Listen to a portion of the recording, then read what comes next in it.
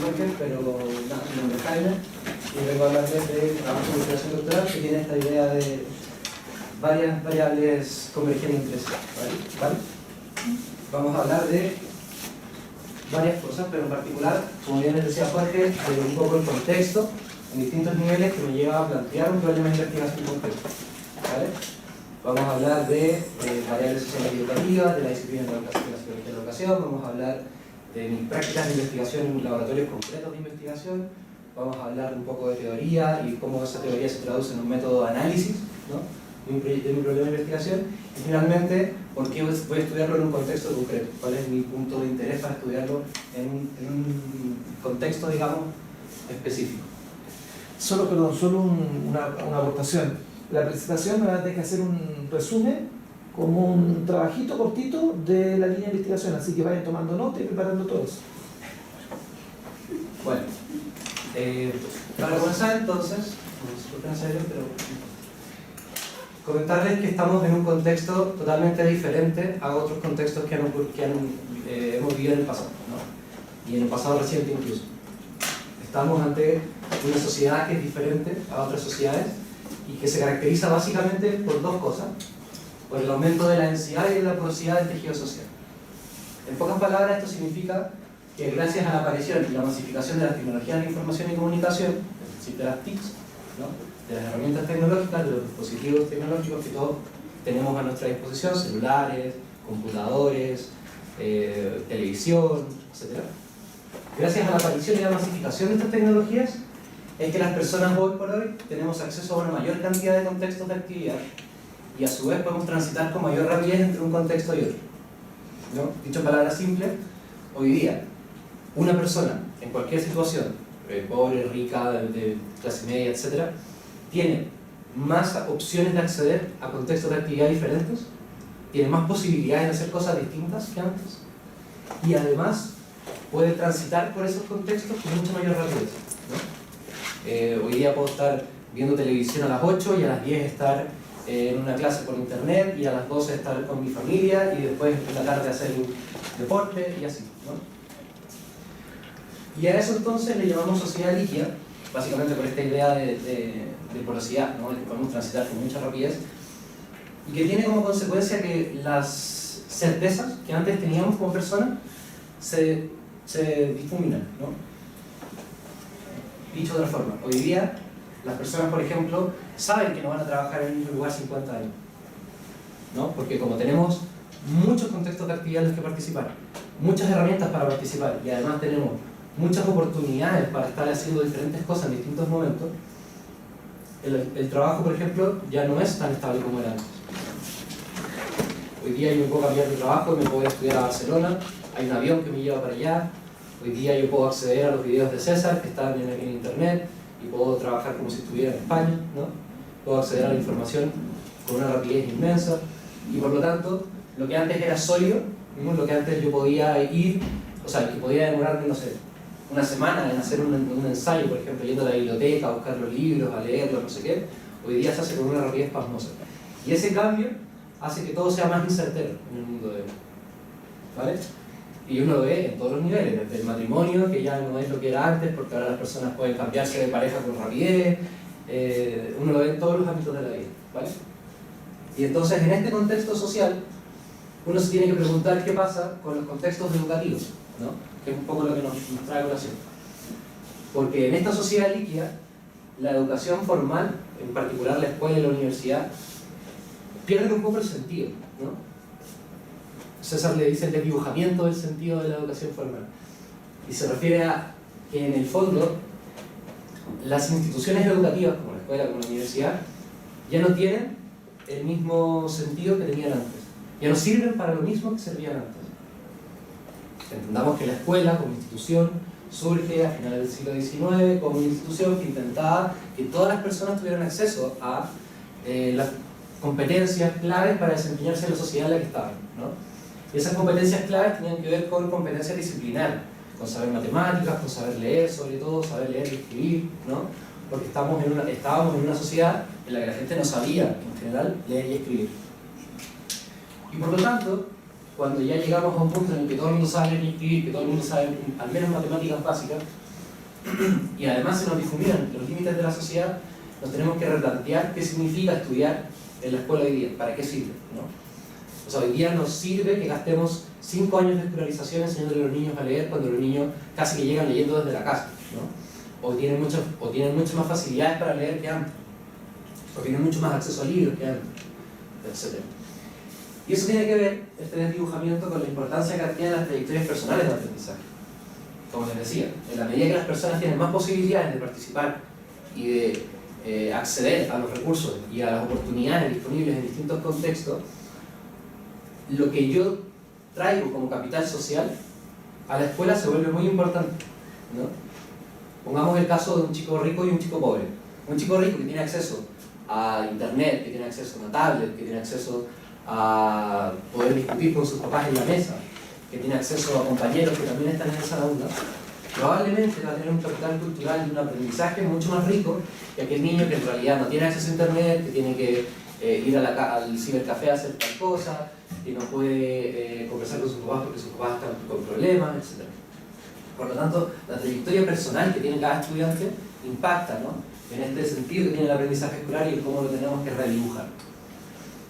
Y en ese sentido lo que ha pasado, a propósito de estos dos elementos, es que se han redefinido, tenemos que redefinir los parámetros del aprendizaje. Es decir, tenemos que saber que el qué se aprende ya no es el mismo que antes, que el cómo se aprende ya no es el mismo que antes, que el dónde se aprende no es el mismo que antes, que el cuándo se aprende no es el mismo, que en con quiénes tampoco, ¿no? Si estábamos en una ecología, llamémosla así, ¿no?, de varios contextos educativos, donde las personas lo que tenían que aprender eran contenidos, que los aprendían básicamente en la escuela, gracias a la participación en interacciones con sus compañeros, pero principalmente con los profesores, que eran los que les transmitían la información. Si entendemos que era la escuela el lugar donde las personas aprendían, y la adolescencia donde las personas aprendían, espacio-tiempo, ¿no?, hoy estamos en una ecología que es diferente, una ecología que plantea que en realidad el aprendizaje de los contenidos no tiene mucho sentido, que lo que tenemos que aprender a hacer es aprender a ser aprendices competentes, ¿no?, que era un poco la idea que había aparecido en el video. Porque los contenidos están disponibles en todos los dispositivos que utilizamos, en todas las herramientas que tenemos a nuestra disposición, están ahí. Yo puedo ir a buscar hoy día qué es la psicología de la educación, o quién es José Weinstein, lo puedo ir a buscar en internet y aparece así. No necesito un profesor que me lo diga, ¿no? Entonces, por lo tanto, lo que yo tengo que aprender hoy día en la escuela no es tanto el contenido en sí mismo, sino la capacidad, la competencia para poder seguir aprendiendo a lo largo de mi vida, ¿no? O sea, el qué de la educación ha cambiado. El con quién también, porque en realidad hoy día yo puedo aprender más en una conversación con mis amigos en un bar que en la escuela o en la universidad, ¿no? Y de hecho, cuando ustedes salgan de acá se van a dar cuenta que en realidad muchos de los momentos más importantes de su trayectoria de aprendizaje universitaria no están situadas precisamente en la sala de clases, sino que están en los momentos en los que hacen trabajos en grupo, en la biblioteca, o en los momentos en que se van con sus compañeros de viaje, se ponen a discutir de los temas. Ahí están las experiencias específicamente valiosas para su aprendizaje, por lo tanto, no es tanto el lugar, ¿no?, ni el momento. A lo mejor lo que ustedes necesitan para su trabajo no lo van a aprender en la universidad. Como decía Jorge, muchas veces aprendemos de nuestras propias prácticas y vamos a aprender las cosas más importantes en el futuro, cuando estemos en la práctica, cuando estemos trabajando, cuando nos enfrentemos a un estudiante en una sala, probablemente vamos a aprender con mucho más potencia que lo que podamos aprender en una sala de clase, ¿no?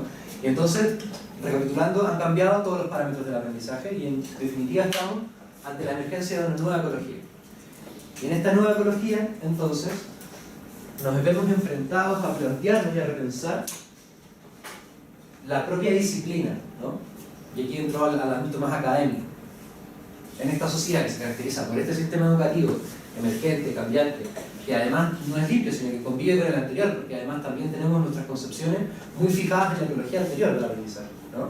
Todavía pensamos que la gente va a la escuela a aprender, que lo que se tiene que aprender es el contenido, etc.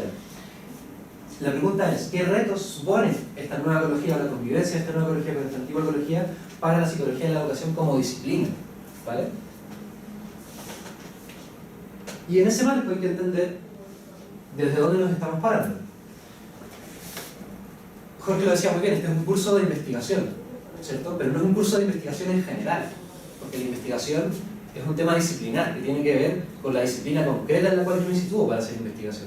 No es lo mismo hacer investigación en términos de políticas públicas que hacer investigación psicoeducativa, o que hacer investigación en economía, o o que hacer investigación en una carrera de abogados, ¿no? Cada disciplina tiene sus propios paradigmas, sus propias formas de entender cómo hacer investigación, cómo acercarse a los fenómenos.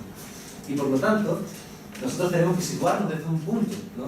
Desde una perspectiva, desde una disciplina, para poder saber cómo abordar los procesos. Y en el caso concreto de este curso, nosotros que voy a compartir con Jorge varios espacios, lo que nosotros hacemos está situado desde el punto de vista de la psicología de la educación, que no es educación propiamente tal, es psicología de la educación, ¿vale? Es una disciplina puente entre el mundo de la educación y el mundo de la psicología, que son dos disciplinas que en general conversaban bien poco, ¿no? La psicología iba por un camino, ¿no? Tenemos el conductismo, el cognitivismo, la Gestalt, la psicología humanista, el psicoanálisis, un montón de paradigmas psicológicos. Y por otro lado tenemos la educación. Cómo entendemos las prácticas educativas, lo que las personas hacen y dicen cuando están en las aulas, en los contextos en los que están aprendiendo. Cuando los profesores hacen y dicen cosas para que tú aprendas, cuando están enseñando. Por lo tanto, el cruce entre estos dos elementos es complejo. Porque para entender lo que está ocurriendo, por ejemplo, en esta sala, en este momento, como actividad educativa, yo tengo que tener una especie de paradigma o teoría que me permitan interpretar lo que está ocurriendo, ¿no? No es lo mismo pensar que yo les estoy dando refuerzos positivos o que les estoy dando, o que los estoy condicionando a aprender unas determinadas cosas, a decirles que en realidad lo que estamos haciendo es aprendizajes con sentido personal, ¿no? Que tenga una conexión con las experiencias previas que ustedes tienen. Son dos interpretaciones radicalmente diferentes, que parten de disciplinas, digamos, de concepciones teóricas en una disciplina totalmente distinta. Entonces, la psicología de la educación es una disciplina puente, que transita entre la psicología y la educación, y en ese cruce pasa algo bien curioso, que es que, por un lado, la psicología de la educación es una disciplina, es decir, es un conjunto de saberes, de interpretaciones, de teorías que me permiten entender un fenómeno, pero por otro también es una profesión. Hay gente que trabaja como psicólogo de la educación, y no es lo mismo que trabajar de profesor, ¿no? Entonces la pregunta es, ¿por qué en una carrera de educación, ¿no? Donde se supone que ustedes van a ser profesores, ¿por qué estamos hablando desde la psicología de la educación y no desde la educación, por ejemplo, ¿no? Y eso tiene que ver con nuestra formación, con nuestras trayectorias personales. Nosotros no podríamos enseñarles sobre educación propiamente tal porque no somos profesores. Yo soy psicólogo de formación. Entonces mi acercamiento a las prácticas educativas tiene que ver con mi trayectoria personal, con quién soy yo, con cómo me he formado para llegar a un determinado punto, ¿vale?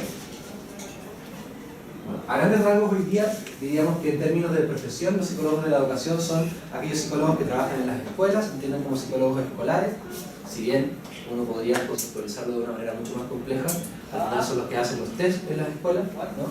Que entregan información a los profesores para tomar decisiones sobre los estudiantes. Así funciona la profesión hoy en día de la psicología de la educación, que es un entendimiento un poco pobre, diríamos, pero es lo que hay en la realidad. Y en términos disciplinares, entonces, tenemos varias teorías, ¿no? Que tienen que intersectarse dependiendo del contexto en el cual yo voy a analizar, porque también hay que tener en cuenta que lo que ocurre en la universidad o las clases de la universidad son radicalmente diferentes de las clases que uno puede tener en la escuela con niños más pequeños, ¿no? Son dos contextos de educación distintos, por lo tanto, también yo debería esperar que la aproximación que yo tenga para mirar estos fenómenos en estos contextos también sea distinta y varíe un poco dependiendo del contexto. Nosotros nos situamos básicamente desde una perspectiva que se llama constructivista orientación sociocultural, ¿no? Que tiene un poco, también es un poco un puente, ¿no? Entre las aproximaciones más cognitivistas que tienen que ver con la concepción de una mente como contenedor y aproximaciones más socioculturales que entienden la mente de una forma más distribuida. Vamos a hablar un poco más ahora de hecho de esto, pero ese es un poco el panorama del contexto práctico, ¿no? En el que estamos como psicólogos de la educación. Yo también agregaría, si vuelve al anterior, solo como aporte, muy pequeñito, que la profesión de la psicología educacional entendida también entran profesores a estudiar psicología de la educación. Sí. Digamos, no es ninguna, es muy común. Un número importante de compañeros de estudio viene del mundo de la pedagogía para estudiar un máster en psicología de educación, particularmente en Barcelona, ¿ya? Donde trabajan en el sistema, digamos, administrativo. Si tú haces un máster, puedes ejercer no solo en la escuela, sino que también puedes ejercer en estos centros que hay, de tener compañeros en esos centros de, no sé cómo se llama, tiene un nombre. Pero, se dan cuenta, no es solo del mundo de la psicología, sino que mucho del mundo pedagógico, mucho del mundo de la psicopedagogía también, que ingresan a estudiar la carrera de psicología de la educación. Porque aquí pareciera que está muy limitado al mundo del psicólogo que entra a la escuela. Y solo para dar un ejemplo, yo hago un curso muy parecido, pero un curso a psicólogos de cuarto año. Ustedes dirán, oh, entonces tienen que saber algo. Es que no tienen ni idea. Y se lo planteo así, de verdad, no tienen ni idea de la figura. Cuando yo les pregunto, ¿ustedes saben de psicología? Porque se supone que están haciendo un curso de intervención psicoeducativa. Y me preguntan, ¿qué hacen ¿tuvieron un curso de psicología de educación? Sí. Ah, ¿y qué les pasaron en psicología de la educación? Historia de la educación en Chile. Y yo me pregunto, ¿pero esto tiene que ver con la psicología de la educación como disciplina? Y después, ¿qué creen que hace un psicólogo de la educación? Va a la escuela a aplicar test. Entonces uno dice, como profesión, como dice Jaime, es bastante reducido la figura de lo que hace un psicólogo de la educación, porque eso también va a tener una lógica de funcionamiento de la escuela que es bastante tradicional e histórica, que es decir, yo voy, evalúo a un niño, le aplico un par de test, se lo mando a la profesora, le digo, este niño tiene esto, y la profesora tiene que interpretar un resultado. ¿Tiene alguna utilidad eso? Esa es la pregunta que hacemos nosotros que entendemos el mundo educativo desde una perspectiva que es mucho más amplia, mucho más abierta. ¿Ya? Solo, digamos, como aporta a propósito lo que decía Jaime. Claro, yo creo que quizás también sería bueno explicitar que también, así como hay psicólogos de la educación, hay sociólogos de la educación, antropólogos de la educación, economistas de la educación, y por lo tanto la educación, ¿no?, pasa a ser como el objeto de estudio de un montón de otras disciplinas que no tienen nada que ver con educación.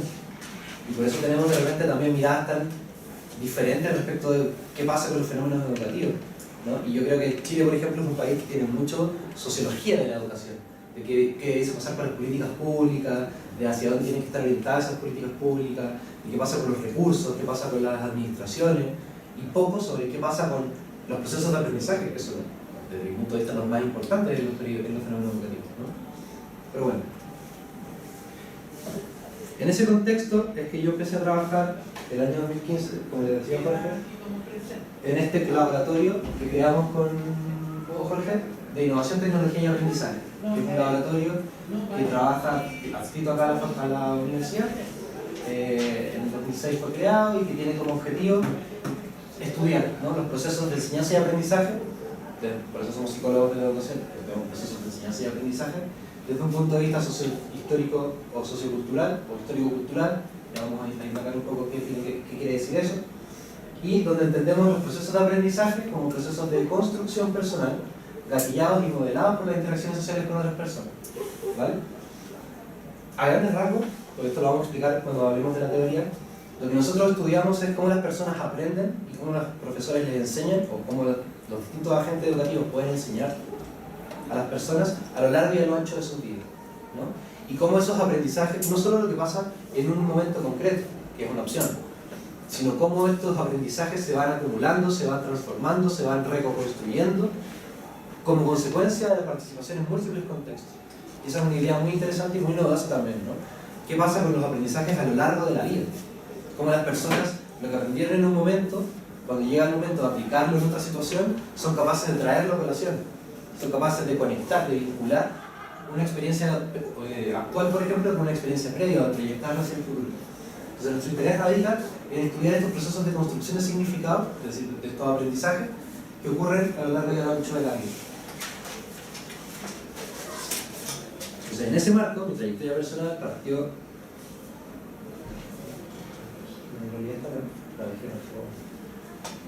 Y en ese marco, el laboratorio, yo llevo trabajando desde el 2015, pero el laboratorio partió un poco con el fondo de ciclo inicial que trajo Jorge como investigador y con todos los proyectos que se ha ido ganando a lo largo del tiempo, ¿no? Hemos ido desarrollando varios proyectos donde hemos ido estudiando diferentes cosas, porque cuando uno hace una ruta, o sea, cuando uno es un investigador de lo que sea, ¿no?, pero en particular en nuestro caso el mundo educativo, en realidad lo que uno hace es generar una agenda de investigación, ¿no?, un conjunto, un set de temas pequeñitos que te van haciendo avanzar para conceptualizar mejor los fenómenos que son de tu interés. Entonces, cuando nosotros partimos, por ejemplo, trabajábamos temas de tecnología, trabajábamos qué pasa cuando las personas aprenden, o digamos, no cuando aprenden, sino cuando interaccionan en contextos mediados por tecnología, como por ejemplo un foro, ¿no? ¿Qué pasa cuando los estudiantes tienen que tomar un curso online y tienen que aprender y para eso tienen que conversar con otros en los foros? ¿Aprenden? ¿No aprenden? ¿Cómo aprenden? ¿Qué tiene que hacer un profesor en ese contexto? Porque no es lo mismo que estar enfrente, ¿no? Y partimos desde ahí y lo que nos dimos cuenta, y que nos llevó a lo que estamos hoy día, ¿no?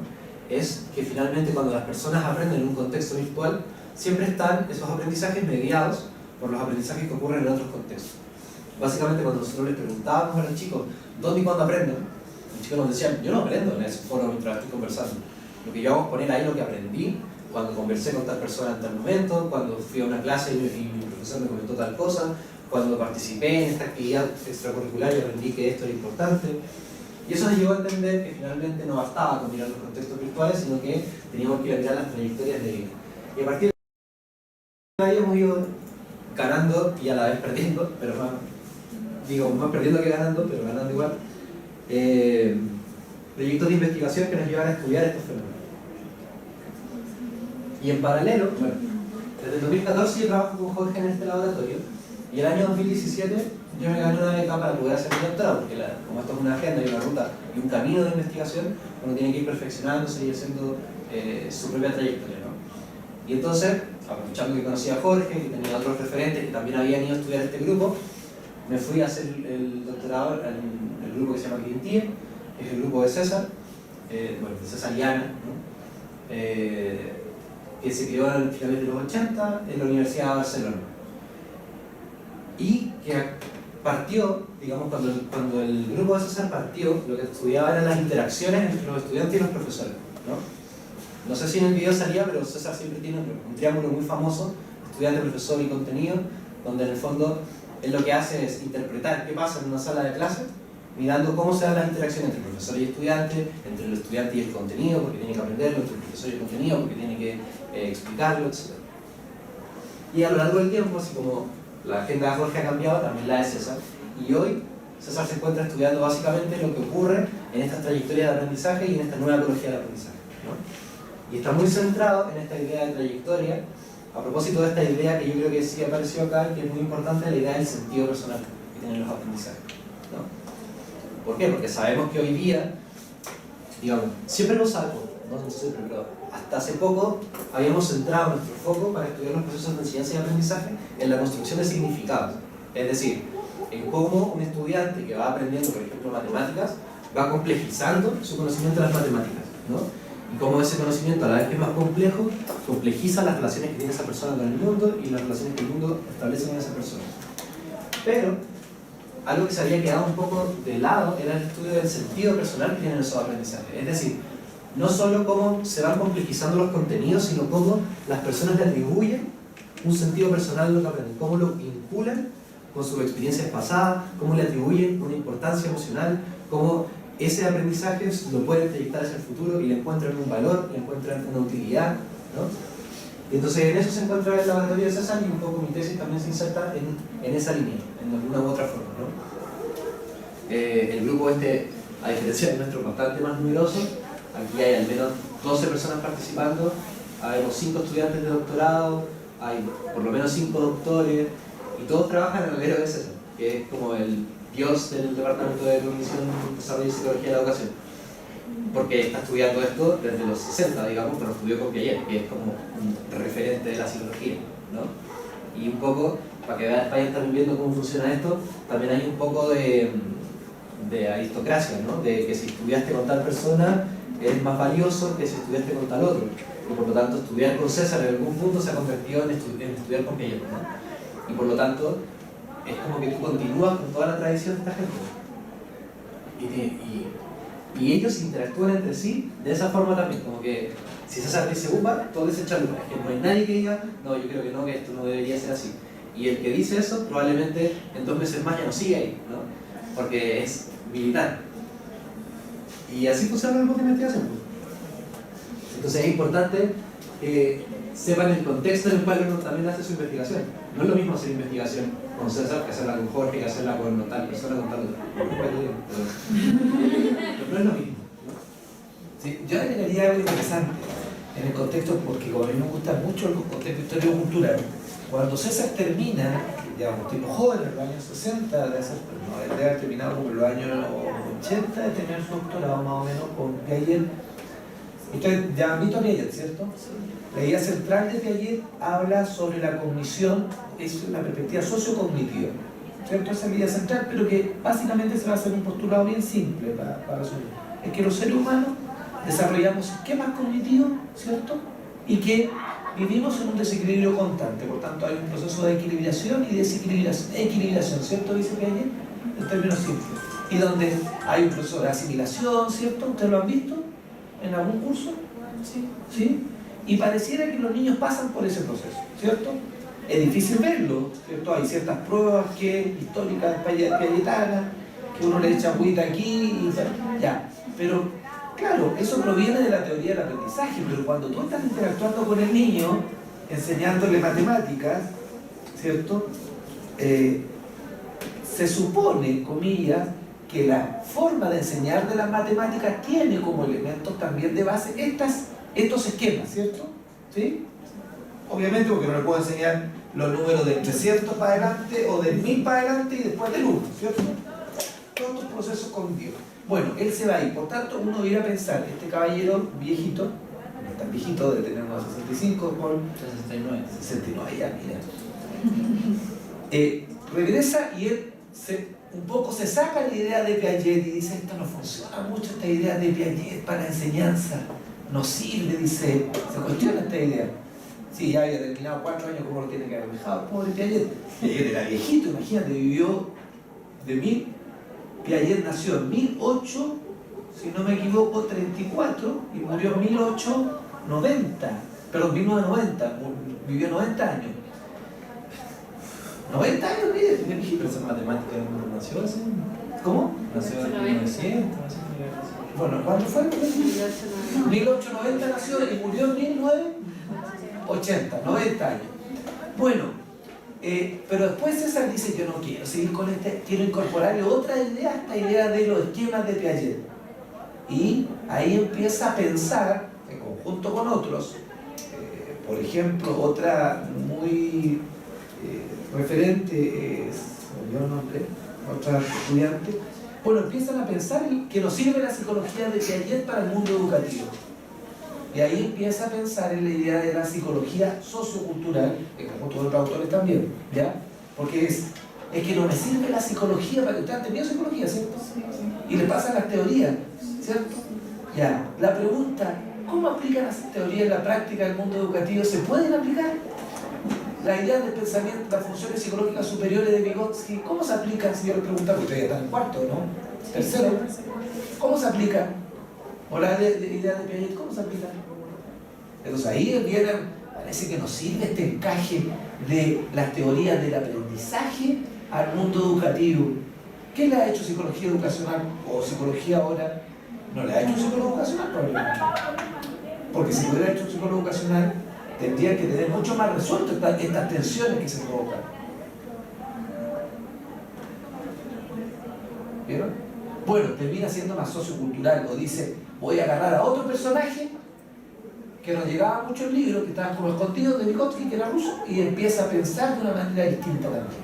Un poco de contexto. Sí, en ese contexto es que hay algunas ideas que, bueno, a propósito del trabajo de varios referentes de la psicología de la educación, de la educación y de la psicología, que en realidad es una mezcolanza, nos hacen replantearnos en términos teóricos y metodológicos qué es lo que entendemos por aprendizaje, qué es lo que entendemos por enseñanza, pero sobre todo cómo viven las personas y cómo las personas construyen su realidad, ¿no? Y la primera idea que a mí me pareció interesante comentar era este avance, no sé si avance, pero bueno, esta línea de desarrollo de las concepciones sobre contexto y mente.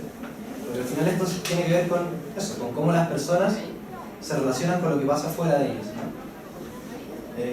Y así como decía Jorge, al principio las teorías no piagetanas, pero incluso las teorías psicológicas más cognitivistas, plantean que el contexto es un contenedor, una especie de caja, ¿no? En la cual la persona está inserta y la persona es un recipiente que recibe las cosas que están dentro de esa caja, ¿no? Y eso nos lleva a entender primero el aprendizaje como una adquisición, pero además la enseñanza como una transmisión, ¿no? Si yo tengo una caja con cosas y las voy metiendo en la cabeza de la gente, en realidad la gente no tiene que hacer nada, basta con que venga un profesor y meta esta caja en la cabeza de esta persona, ¿no? Y esas concepciones más cognitivistas del aprendizaje y de la mente y del contexto después se van transformando, y entonces la idea de contexto pasa a ser la idea de situación, esta idea de que está ocurriendo algo, de que el contexto está relacionado con la persona, pero no esta relación de caja, mente, entra una y entra una más, sino que la mente también sale, ¿no? La mente está distribuida. Y aquí hay un montón de perspectivas sobre digamos, sobre las prácticas situadas, ¿no? Que tienen que ver con cómo entendemos la mente cuando la sacamos de este recipiente, ¿no? Entonces, la mente pasa a ser yo en los objetos que están a mi alrededor, que son parte de mí.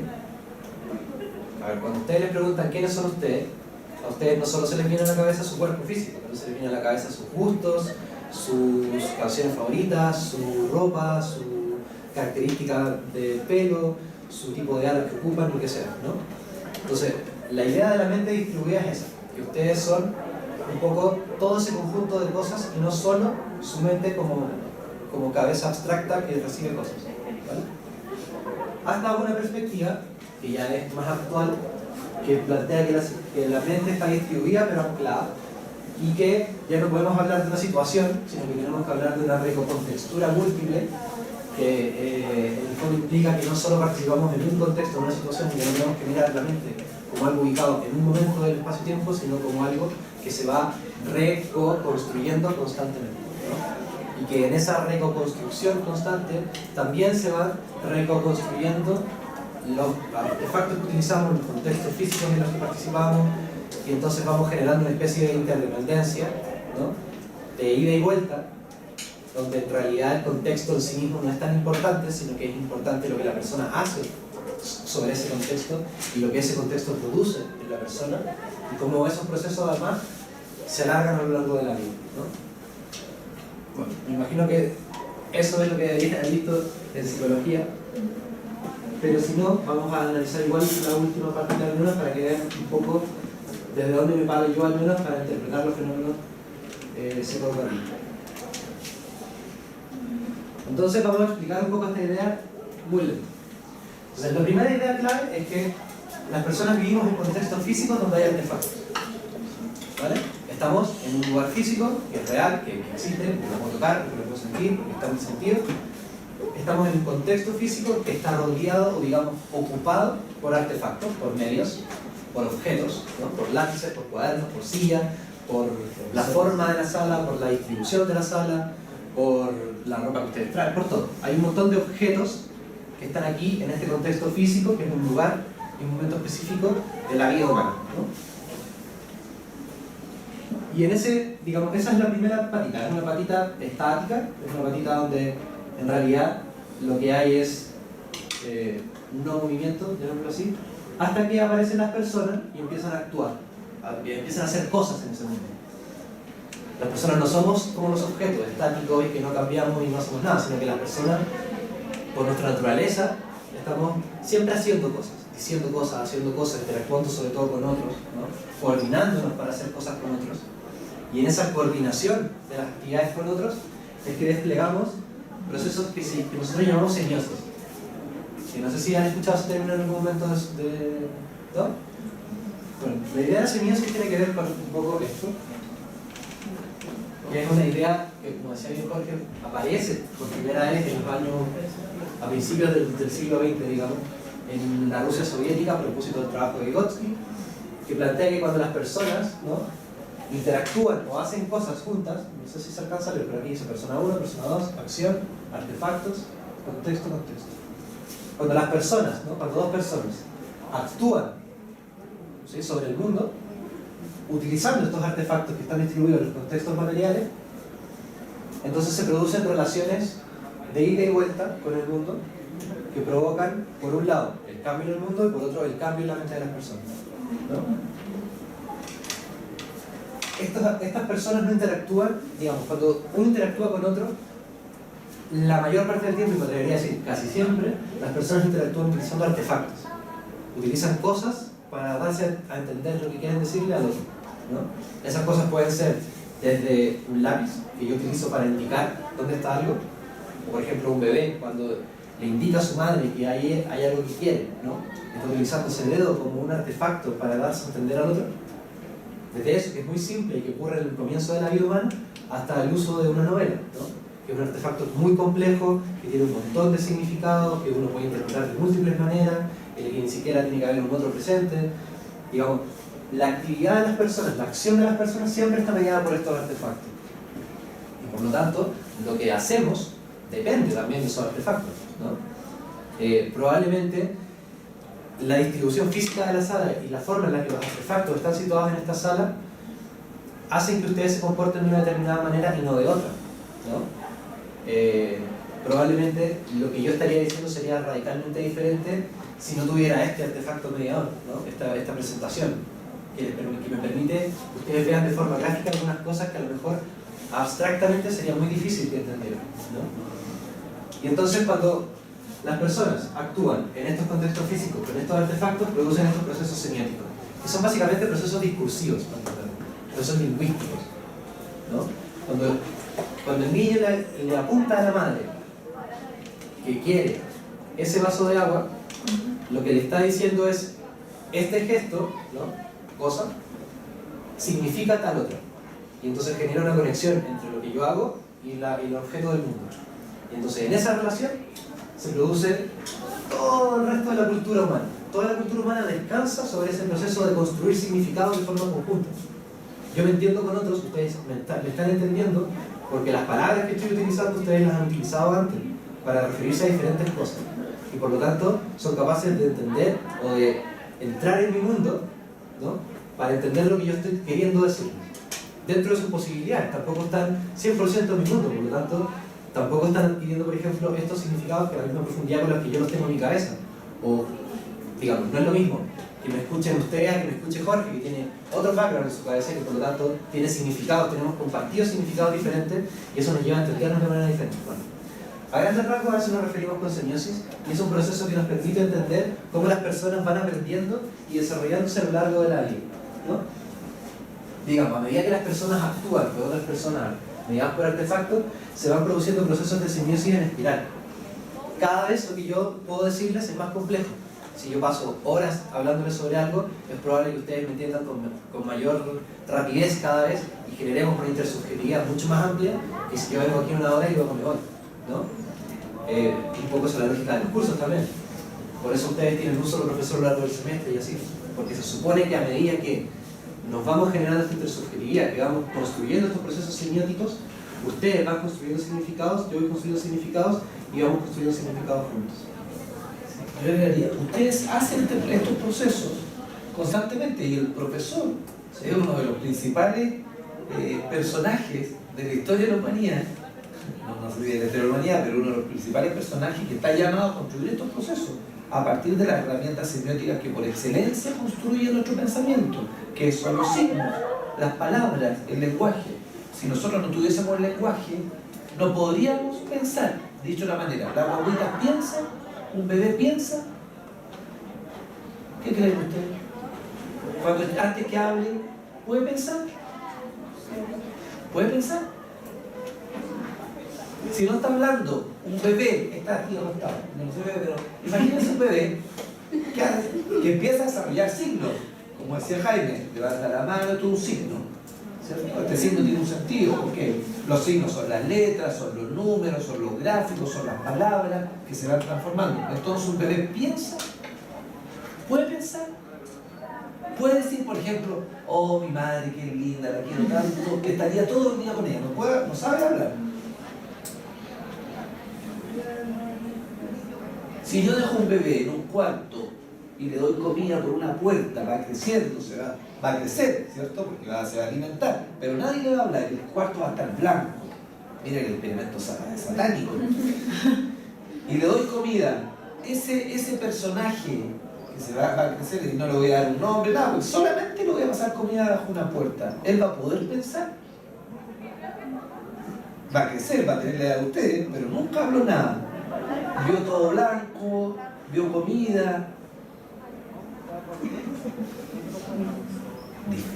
Difícil que pueda pensar. Bueno, este es un proceso histórico, filogenético, o sea, pasaron millones de años para desarrollar que el signo se convirtiese en una palabra, ¿cierto?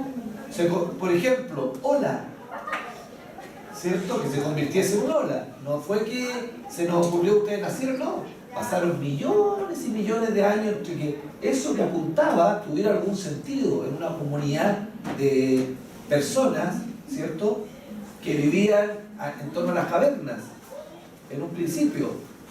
No fue rápido. Entonces, todos esos procesos de construcción de signos son históricos. Y hemos llegado a este momento que no sabemos cómo evolucionan esos signos en el futuro. Y el profesor utiliza estas herramientas semióticas, el lenguaje por excelencia. O sea, hablamos mucho, que puede ser un problema. Después veremos si es un problema. Hablar mucho, que un profesor hable toda la hora, tendrá algún sentido también, pero eso es otra cosa. Solo el tema de las herramientas semióticas, que lo tengamos claro. Herramientas semióticas por excelencia.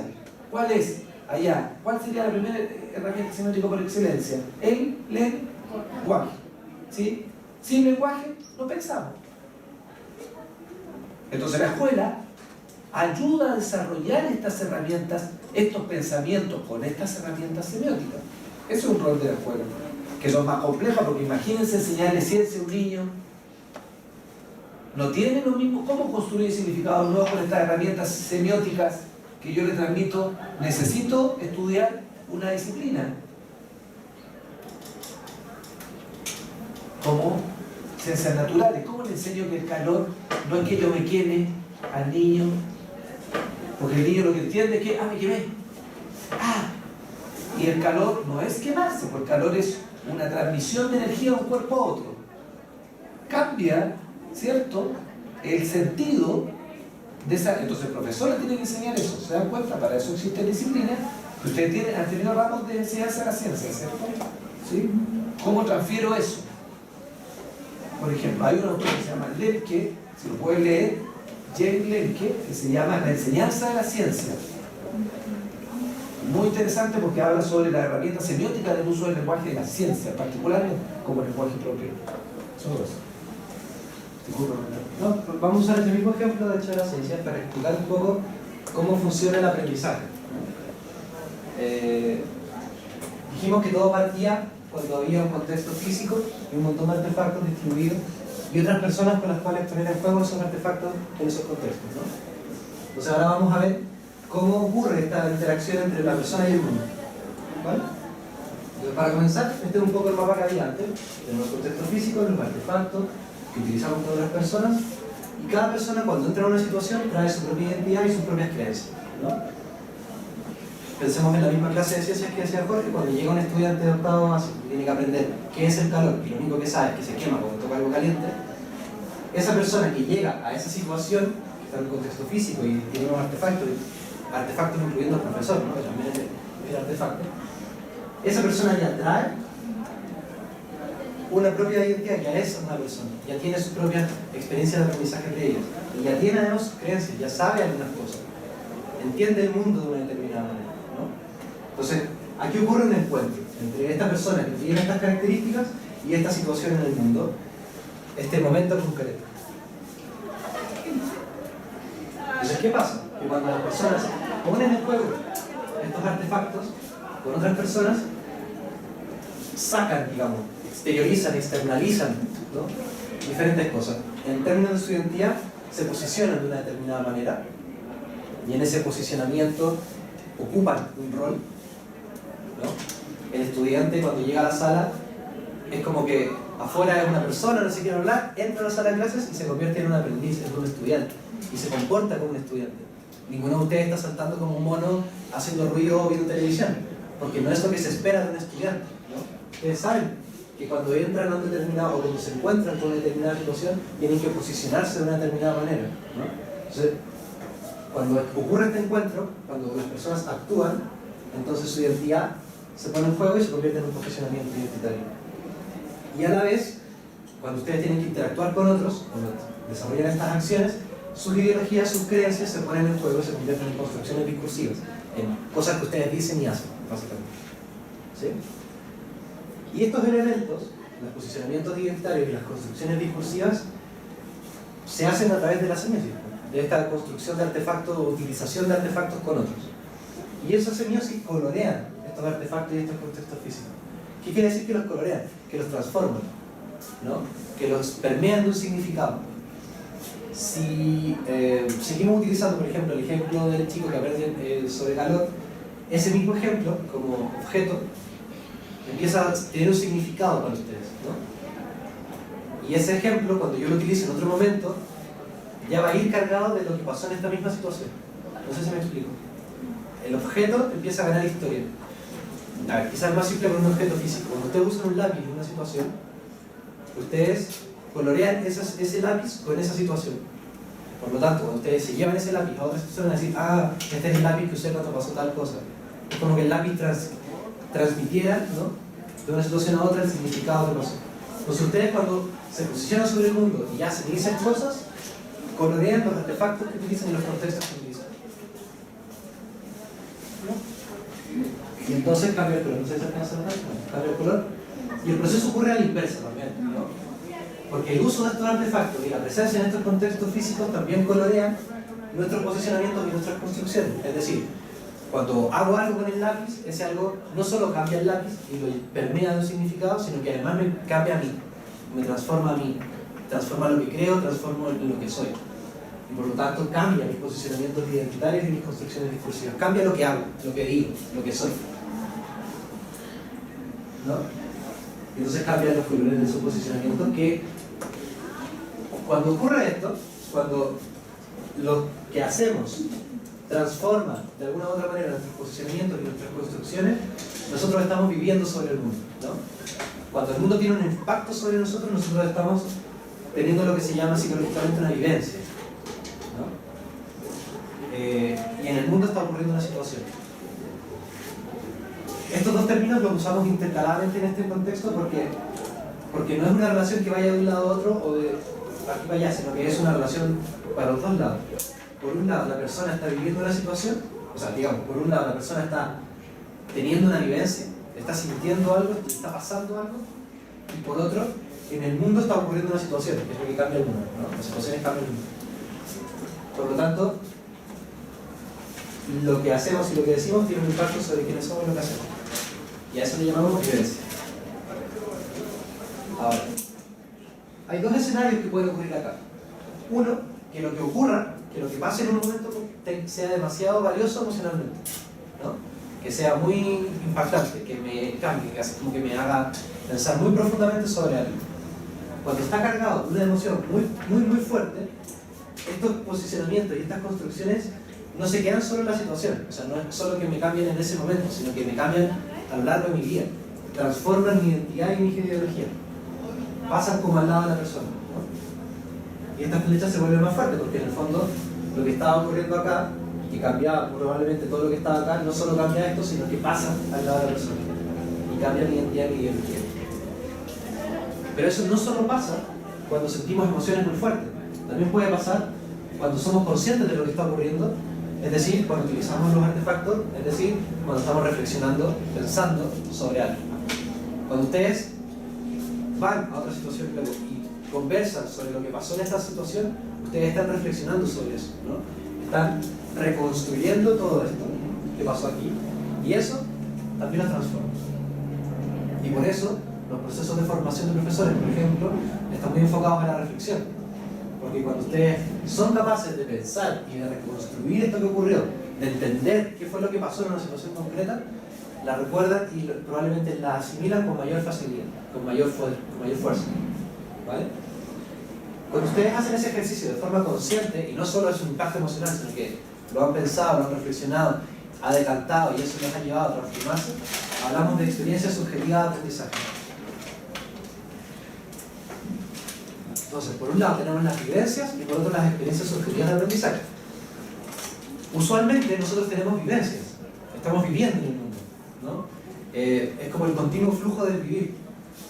Vamos, hacemos una cosa, no pensamos demasiado en esa cosa, vamos, hacemos lo que toca, decimos lo que toca, vamos, venimos, vamos. Bien. Otra cosa es cuando yo reflexiono sobre lo que estoy haciendo, cuando yo de verdad le pongo pino en pensar qué es lo que acaba de ocurrir, por qué acaba de ocurrir, qué fue lo que pasó, qué herramientas utilicé, etc. En ese caso, yo no solo estoy viviendo, sino que además estoy construyendo una experiencia subjetiva de aprendizaje. ¿Vale? Entonces, estas experiencias subjetivas de aprendizaje son súper valiosas porque son, a diferencia de las vivencias, conscientes. Yo puedo trabajar sobre esa experiencia, yo puedo reflexionarla. Lo que, si yo hago el ejercicio, por ejemplo, alguien que me cuente una experiencia importante para ustedes, en cualquier nivel, aunque sea una tontera, alguien que me cuente algo importante, algo que haya sido importante para ustedes. Cuando nació mi hermana chica. Ya, cuando nació tu hermana chica. Probablemente en ese momento, por un lado tuvo mucho impacto emocional, ¿cierto? Fue muy importante, fue muy lindo, dijiste, oh, qué bonito, ¿cierto? Pero ahora que lo recuerdas, ¿por qué piensas que es importante? Porque ahora vivo con ella, está grande, mucho más crecido, cómo aprendió muchas cosas y cómo también eso influye en mi vida. ¿Y cómo influye en tu vida? No sé, por ejemplo, cuando llego, ella está en la casa y Nati, juguemos, etc. Compartir mi vida y mis experiencias con ella hace que su vida también influya en la mía y la mía en ella. Y ese proceso de reflexión que acaba de hacer la compañera, esa experiencia que nos acaba de contar, se ha transformado en un artefacto para todos, ¿no? Lo vamos a recordar como un ejemplo de algo que pasó y probablemente vamos a ser capaces de utilizarlo nosotros mismos.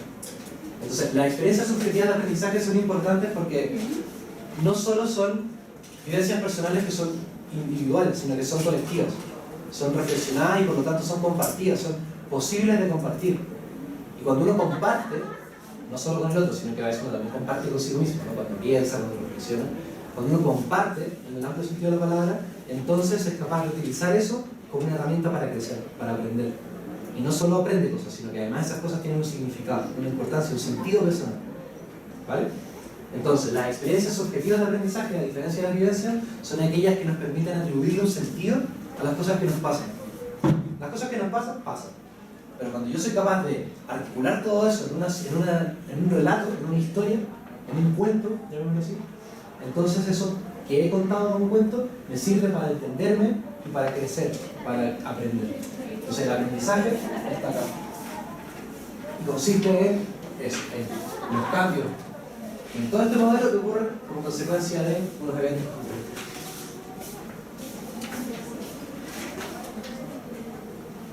Ahora, eso que les conté, que ocurre en un momento, ocurre evidentemente a lo largo y a lo ancho de la vida. Es decir, las personas vivimos experiencias subjetivas de aprendizaje continuamente. Y estamos todo el tiempo hablando sobre eso y reflexionando sobre eso y transformándonos a partir o tomando como base eso. Y eso genera entonces un modelo de reconstrucción, por un lado, psicológico y material. Y así es como funciona el mundo, digamos. Por un lado, lo que nosotros hacemos sobre el mundo va transformando los contextos físicos y los artefactos. Nuestro paso por aquí no es en vano, sino que vamos cambiando cosas. Imagínense uno hace un grafiti en una silla, o deja una marca, o conversó con el profesor, tal. Cambiaron el mundo, ¿no? Y el mundo va cambiando a medida que ustedes actúan sobre el mundo. Y a la vez, cuando ustedes actúan sobre el mundo los cambia a ustedes. Ustedes van transformándose, van convirtiéndose en personas distintas, van madurando, van creciendo, van aprendiendo más. Y además van complejizando lo que saben. Van haciéndose personas que son capaces de utilizar cada vez con mayor frecuencia, con mayor rapidez, herramientas distintas, artefactos diferentes, lenguajes distintos, ¿no? Y por eso decimos que cuando uno aprende, en realidad lo que está haciendo es convertirse en alguien distinto.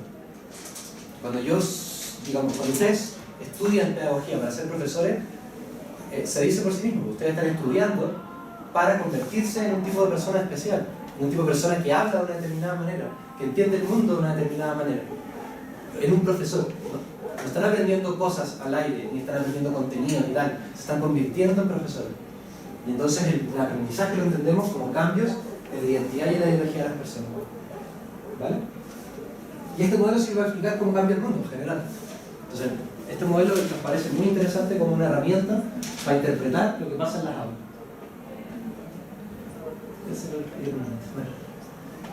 Y a nivel de contexto, para ir terminando ya, la pregunta que yo me hacía, me preguntó Jorge cuando me pidió que preparara la presentación era, vale, ¿y por qué estudiaste lo que estudiaste? O sea, entendiendo que hemos construido juntos este marco teórico, que tenemos esta unidad de análisis, que son las experiencias subjetivas de aprendizaje, que nos permiten ir a mirar el aprendizaje en la práctica. Teniendo todo ese marco teórico y entendiendo además que estamos en un marco más amplio de la psicología de la educación, donde nos interesan los cambios, etc., ¿por qué yo voy a estudiar lo que voy a estudiar? Entonces, mi práctica en general ha tenido siempre que ver con la formación de profesores.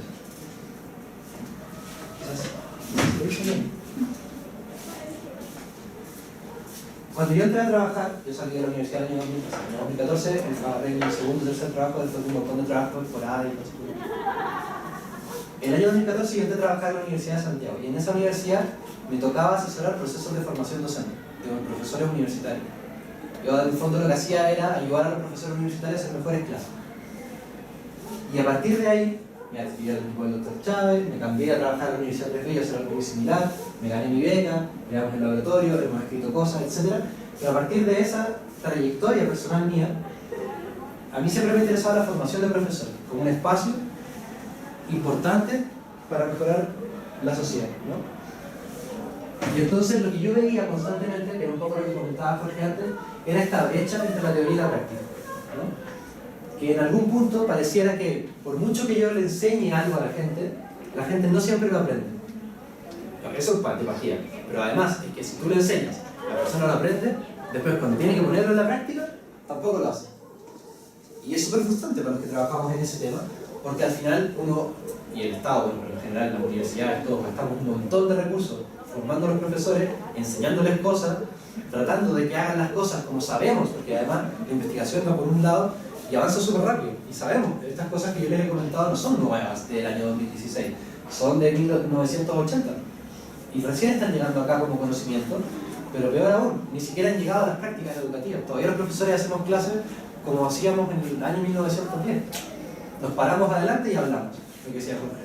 Y sabemos que así no funciona el aprendizaje, pero aún así lo hacemos. Entonces existe esta brecha entre la teoría y la práctica educativa, entre lo que sabemos y lo que hacemos. Y eso se refleja, y esa brecha entre lo que hacemos y lo que decimos está en distintos niveles. Entonces, por un lado, a nivel de políticas públicas, lo que hacemos y lo que decimos está en continua confrontación porque tenemos diferentes modelos económicos que fundamentan prácticas educativas.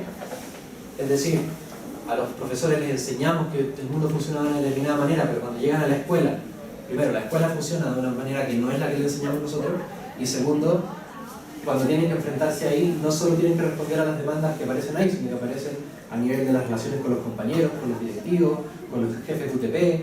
Tenemos un montón de problemas. Entonces hay a nivel de políticas públicas un montón de cruces entre intereses. Los directores quieren que las cosas se hagan de una forma, los quieren que se hagan de otra, los papás piden que las cosas se hagan de una forma, uno tiene una formación que le trataría o que le llevaría a hacer las cosas de la mejor manera, pero no puede ponerlo en práctica porque se ponen mejor para otras cosas. Bueno, es un caos. Y peor aún, cuando lo formamos además, ni siquiera tenemos claridad de que la formación sea igual para todos. Probablemente los cursos que ustedes han pasado no son iguales que los que pasan en las otras universidades, y eso ya es un problema porque no podemos asegurarnos que todos sepan lo mismo, por ejemplo. Pero además es que el otro año, cuando Jorge y haga este curso otra vez, los estudiantes también van a ser distintos, y por lo tanto probablemente también van a tener saber distinto, y por lo tanto tampoco puedo asegurar esa continuidad. Entonces es complejo el problema, ¿no? Porque tiene que ver con las diferencias en la formación, ¿vale? Y por otro lado, a nivel psicoeducativo, que es un poco el ámbito o el nivel en el que yo al menos me posiciono y en el que se posiciona Jorge también, uno ve que en estos procesos en la vivencia de experiencia o la reconstrucción de experiencias subjetivas de aprendizaje, uno ve que los profesores en general, cuando uno los forma, igual tienden a hacer esto, a poner énfasis en las metodologías de enseñanza, a pensar que la didáctica es lo más importante y que si tengo diseñado y bien hecho mi objetivo del curso y mi objetivo de la clase y sé que tengo que hacer de tal cosa, está hecho y ya no necesito hacer nada más. Ese es un problema cognitivo que tienen los profesores en general y que se repite así, continuamente. Pensar que la pedagogía es algo técnico, ¿no? Que aplicando siempre el mismo modelo voy a llegar siempre al mismo resultado. Eso es una fijación, ¿no? Que tienen los profesores y que tiene que ver con esta brecha entre la teoría y la práctica. Cuando sabemos que no es así, pues siguen focalizándose en eso. También siguen focalizándose en la reflexión. que tiene sentido desde lo que conversábamos antes, ¿cierto? Porque la reflexión nos hace mejores y nos convierte en personas distintas. Pero el énfasis es en la reflexión sobre qué. Porque no es lo mismo reflexionar sobre tus experiencias subjetivas de aprendizaje que reflexionar sobre una situación muy práctica, que reflexionar sobre un contenido concreto, ¿no? No es lo mismo. Por lo tanto, ¿dónde ponemos el énfasis en la reflexión? Y además, y esto es muy importante, en los procesos de formación en general, uno ve que hay un énfasis en la construcción del saber docente, es decir, en el aprendizaje de contenido. Y la formación de los profesores en general, y uno diría en el mundo en general, está muy focalizada en que los profesores sepan, primero, didáctica, y segundo, sobre la disciplina concreta, ¿no? Si son profes de historia, que tengan muchos cursos de historia y que aprendan mucha historia, porque se supone que si saben más historia, va a ser mejores clases. Entonces hay una idea, una representación, una fijación de que el saber docente es lo más importante para los profesores y que tiene que ocupar la mayor parte del tiempo de la formación de los profesores. ¿Vale? Le puse ahí donde surgen estas preguntas. Vale, si ponemos el énfasis en las metodologías de enseñanza, ese es mi problema de investigación, ¿no? Si ponemos el énfasis en las metodologías de enseñanza, ¿dónde queda el aprendizaje? ¿Lo estudiamos, no estudiamos? ¿Es importante como en nuestro lado como profesores? Sí, ¿por qué? ¿Cómo? Cuando ponemos el énfasis en la reflexión, lo que les decía antes, ¿sobre qué reflexionamos? ¿Por qué hay que reflexionar sobre unas cosas y no sobre otras? ¿Por qué o cuándo, en qué momentos conviene reflexionar sobre una y sobre otra? A lo mejor en un estudiante de primero no tiene sentido reflexionar sobre su experiencia de aprendizaje en educación porque no han tenido experiencia de aprendizaje en educación. Pero a lo mejor un estudiante de quinto que está haciendo sus prácticas no debería estar reflexionando sobre los contenidos, sino que debería estar reflexionando sobre su experiencia, ¿no? Entonces, hay que darle una vuelta sobre qué reflexionar. Y el énfasis en la construcción del saber docente, desde la disciplina, sabemos, ¿no?, que en realidad deberíamos estar poniendo un foco en lo que les decía yo antes, en la construcción de la identidad. En que si ustedes en realidad van a ser profesores, me tiene que importar un pepino si son de historia, de química, de física, de no sé qué. Lo importante es que tengan competencias para poder seguir perfeccionándose en eso a lo largo de la vida. Que sean aprendices competentes, que sean profesores, que tengan una identidad fija, estable, o digamos no fija, pero más estable, más cristalizada, ¿no? Entonces, con todo ese marco, con todo lo que les he contado, es que yo hice mi proyecto de investigación, que tiene este objetivo, que es explorar la formación inicial de la identidad profesional docente, es decir, cómo los profesores de último año, ¿no?, porque son profesores jóvenes durante el último año de su formación universitaria, cómo los profesores de último año se construyen o se reconocen a sí mismos como profesores y son reconocidos por otros como profesores, como un determinado tipo de profesor, ¿no? Entonces, ¿yo qué hago? Voy, tú, estudiante en práctica, y te pregunto, ¿tú qué tipo de profesor eres? ¿Qué profesor eres? ¿Cómo te definirías como profesor? ¿Qué características tienes como profesor? ¿Vale? Y los profesores, porque estudiantes de formación de último año, me responden y me dicen, ah, mira, yo soy así, asá, estas son mis características, y además las personas me reconocen de esta otra forma, algunas son iguales, otras son contradictorias, etc. Entonces yo les pregunto por este proceso de construcción de su identidad profesional docente que ocurre como consecuencia de su reconstrucción de experiencias subjetivas de aprendizaje. Porque yo accedo a esa identidad a partir de su experiencia. Si tú me dices que como profesor eres simpático, bonito y alegre, no me sirve mucho si yo no sé de dónde viene eso, de dónde lo aprendiste, por qué lo aprendiste, cómo lo aprendiste. Entonces, para mí es importante que me cuenten sus experiencias de aprendizaje. ¿De dónde salió ese ser bonito, ese ser alegre, ese ser simpático? Porque si salió de un lugar en el que yo puedo intervenir, ¿no? Porque si a lo mejor, a lo mejor algunos tienen que ver con lo que aprendiste en tu casa, otros tienen que ver con lo que aprendiste en la cerveza con tus compañeros, y a lo mejor alguno de esos tiene que ver con un espacio en el que yo puedo intervenir, con una reflexión en prácticas, por ejemplo, con un espacio de tutoría. Entonces, si yo sé que hay experiencias que son relevantes para tu conformación de identidad, que ocurren en el contexto en el que yo puedo intervenir, tengo que intervenir sobre ello. Y tengo más opciones de tener resultados, ¿no? Ahora, esto en general se estudia, ¿no? Esto es parte del repertorio de conocimientos que actualmente está en la disciplina, o sea que ya sabemos que la identidad profesional docente es importante, sabemos que esta identidad profesional docente viene de experiencias subjetivas, sabemos, porque ya le mostré el mono, cómo se generan y se construyen estas experiencias subjetivas, pero lo que no sabemos es cómo la identidad de aprendiz, este concepto de César, impacta sobre este proceso de construcción identitaria. Y ese es mi foco de investigación. Si tú te reconoces como un aprendiz competente, como una persona que cree que puede aprender con facilidad, que puede aprender bien, que puede aprender si le dan los recursos. Si tú crees que eres un aprendiz competente, ¿te conviertes con mayor facilidad en un profesor competente? ¿O no tiene nada que ver? Bueno, la hipótesis es que sí, es que si toda tu vida has aprendido bien y te sientes competente y sientes que tienes las herramientas para seguir aprendiendo, lo más probable es que las utilices para convertirte en un buen profesor. Es lo más lógico. Pero el proceso de investigación es eso, es poner pruebas sobre eso. No sabemos si eso ocurre. Por lo tanto, lo interesante de esta investigación es eso, es ver cómo todo este proceso que les he contado, cómo la identidad de aprendiz incide sobre eso.